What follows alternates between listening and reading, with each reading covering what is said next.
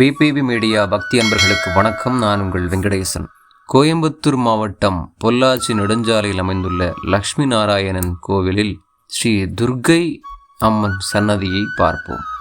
துர்க்கை அம்மன் என்பது சக்தியின் வடிவம். இந்த லக்ஷ்மி நாராயணன் கோவிலில் துர்க்கை அம்மனுக்கு சந்நிதி அமைக்கப்பட்டுள்ளது. துர்க்கையை தரிசித்த பின்னரே படியேறி நாம் லக்ஷ்மி நாராயணனை தரிசிக்க வேண்டும். நலம் தரும் துர்க்கை என்று அழைக்கப்படுவதற்கான காரணம், அவர் வழிபடும் பக்தர்களுக்கு ஆரோக்கியம், ஐஸ்வர்யம், நிம்மதி, தீய சக்திகளிலிருந்து பாதுகாப்பு ஆகியவற்றை தருவதாக நம்பப்படுகிறது.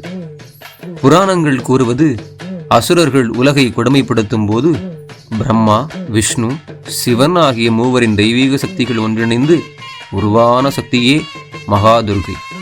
அவர் 10 கரங்களுடன் சிங்கத்தை வாகனமாக கொண்டு அனைத்து அசுரர்களையும் வதம் செய்து உலகிற்கு நலம் தந்தார். பழங்கால சித்தர்கள், ஆகமங்கள் மற்றும் தமிழ் சமய மரபுகளில் துர்க்கை அம்மன் வீட்டுக்கேடு, நோய், கண்ணீர் துஷ்டங்கள் அகற்றுபவர், வாழ்க்கையில் தடைகளை நீக்குபவர், மன அமைதி, உடல் ஆரோக்கியம் தருபவர், புதிய தொடக்கங்களுக்கு ஆசீர்வாதம் அளிப்பவர் என்று கூறப்படுகிறது. சிங்க வாகனம் என்பது துணிச்சல் மற்றும் ஆற்றலை குறிக்கிறது. திரிசூலமோ துன்பங்களை விட்டு தள்ளுகிறது. அபாய ஹஸ்தம், பயமின்றி இரு எனும் அருள். பாசம் மற்றும் அங்குசம், வாழ்க்கையை ஒழுங்குபடுத்தும் சக்தி. செவ்வாய்க்கிழமை, வெள்ளிக்கிழமை மற்றும் அமாவாசை நாட்களில் துர்க்கையம்மன் வழிபாடு மிக பலன் தரும். எலுமிச்சை மாலை, சாமந்திப்பூ, நெய் தீபம் இவரின் பிரியமான பொருட்கள். துர்க்கையம்மன் சன்னதியில் தீபம் ஏற்றினால் இல்லத்தில் நல்ல ஆற்றல் அதிகரிக்கும் என்று நம்பப்படுகிறது. துர்க்கையம்மனை தரிசித்த பின்னே படியேறி சென்றால் ஸ்ரீ லக்ஷ்மி நாராயணன் ஆலயத்தை நாம் தரிசிக்கலாம். இந்த படிகளை காணும் பொழுதே மனதில் இருக்கும் துன்பம், கவலை, துக்கம், துயரம் அனைத்தும் விலகி நம் வாழ்க்கையில் அமைதியே நிலவும், நன்மையே மலரும் என்பதைப் போலவே இந்த படிகளை நாம் காணலாம். நாம் மேலே ஏறும் பொழுது நம் மனதில் உள்ள சங்கடம் கீழே இறங்குகிறது.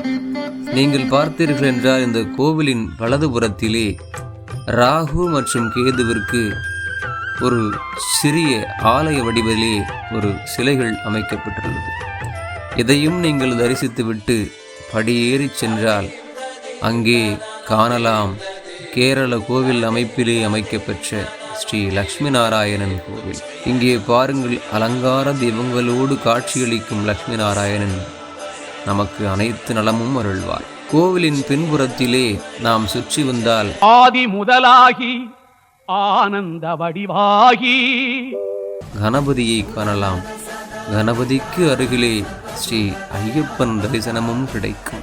கவலைகள் அகற்றும் கணபதி அருகிலே ஸ்ரீ ஐயப்பன், தர்மசாஸ்தா, சபரிநாதன்.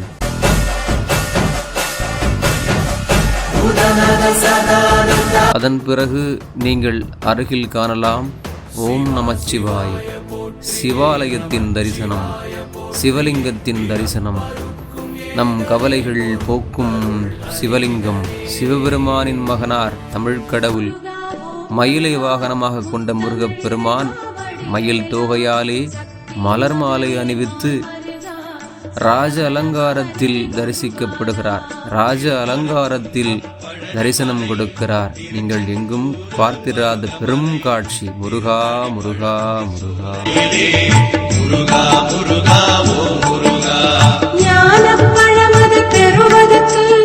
நீங்கள் இப்பொழுது ஐயப்பனுக்கு ஆரத்தி எடுக்கும் அற்புதமான காட்சியை காணலாம்.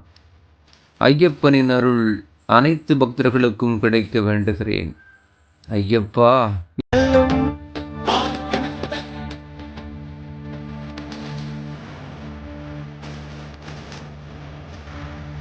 இப்பொழுது லக்ஷ்மி நாராயணனுக்கு ஆரத்தி எடுக்கப்படுகிறது.